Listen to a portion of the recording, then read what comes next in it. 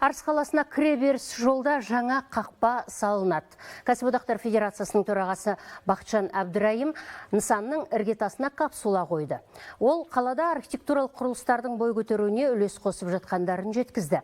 Сондай-ақ тұрғындардың ем алып қайтулары үшін шипажай кешеніне сертификаттар табыстады.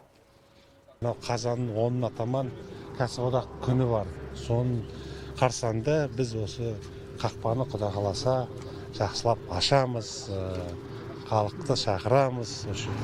Тағы да мынау Арыстың шынайы символына, жаңа символына айналады деп мен толық сенемін. Осы сапар барысында Кәсіподақтар Федерациясы мен Шымкент қаласының әкімдігі өзара ынтымақтастық туралы меморандумға отырды. Осылайша қос тарап еңбек жағдайларын жақсарту, жұмыскерлердің өмірі мен денсаулығын қорғау, еңбек дауларын болдырмау және шешу мәселелері бойынша уағдаласты.